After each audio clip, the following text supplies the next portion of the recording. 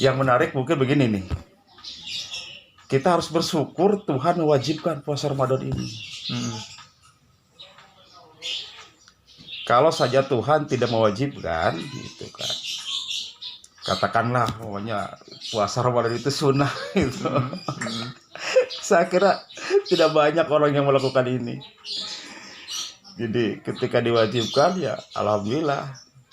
Secara pribadi saya sangat bersyukur kita bisa melakukan puasa ini. Seperti saya begini, kalau mahasiswa saya suruh begini, saudara-saudara bikin makalah itu sunnah loh. Anda boleh lakukan, boleh kerjakan atau tidak. Kira-kira beberapa banyak mahasiswa yang bikin makalah. Nah, sedangkan makalah itu kan bukan untuk kepentingan dosen. Apa kepentingannya dosen nyuruh bikin makalah kepada mahasiswa? Betul, Pak. Iya kan? Jadi kalau dosen menyuruh mahasiswa bikin makalah, itu sebetulnya buat kepentingan mahasiswa. Nah, kalau dosen tidak mewajibkan gitu, mahasiswanya mungkin nggak juga bikin makalah gitu. Dan nggak baca ya, Pak ya. Dan makalah itu bukan untuk dosen loh. Betul. Kira-kira puasa pun mungkin begitulah. Kenapa kita harus puasa itu? Jadi Tuhan ingin kita itu lebih baik. Betul, Pak. Jadi ya nggak melulu karena wajib dan lain sebagainya, Pak. Barangkali kan ada hal yang lain yang mungkin perlu disampaikan. Kenapa kita harus puasa, Pak? Selain dari perintah keharusan. Saya kira ini untuk meningkatkan kemampuan diri, gitu kan. Mengupgrade puasa itu, mengupgrade.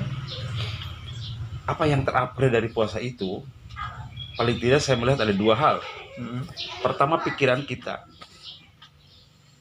Yang kedua, perasaan kita. Atau sehingga puasa itu mengupgrade supaya kita positive thinking dan positive feeling. Positive thinking dan feeling. Iya. Itu yang paling penting, saya kira begitu. Ya, dengan puasa itu pikiran-pikiran kita kan dilatih ini. Dilatih bagaimana kita berpikir baik. Kalau dalam bahasa agama kan husnudon. Bagaimana berhusnudon. Ini yang susah ini sebetulnya. Tapi dengan puasa kita dipaksa oleh Tuhan. Setengah dipaksa lah gitu kan. Coba kamu lakukan berpikir yang baik. Lalu kenapa harus 1 bulan gitu? Karena begini, kalau melakukan sesuatu yang diulang-ulang sampai 30 kali, biasanya ada bekas.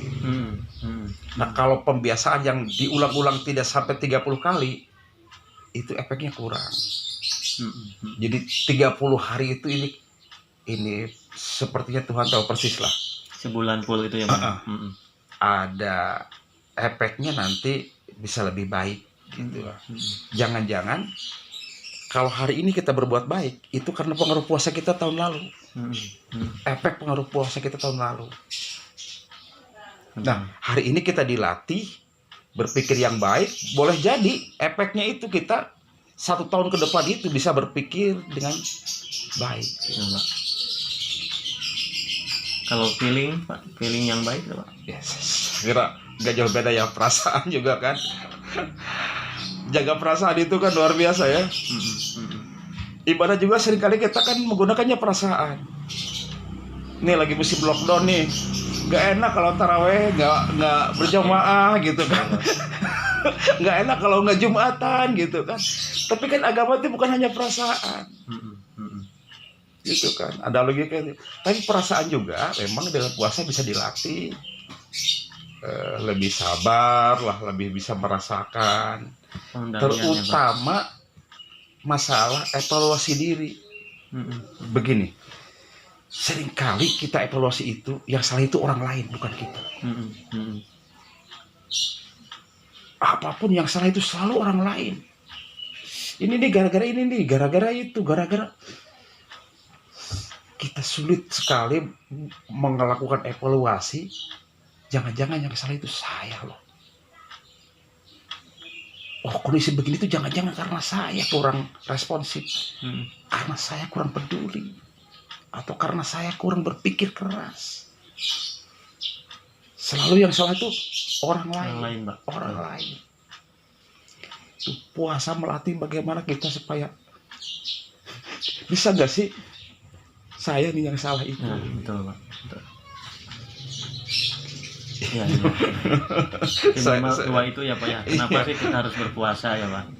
Kalau selama ini kan berpuasa itu karena ya kewajiban aja Pak, tanpa tahu alasan. Sementara sebaiknya dalam beribadah ataupun dalam melakukan apapun itu kita harus tahu dulu lah minimal apa sih argumennya gitu Pak. Dengan positif thinking tadi Pak ya, dengan positif feeling tadi ya, setidaknya tujuan puasa meraih kualitas manusia terbaik itu ya mungkin bisa ya Pak.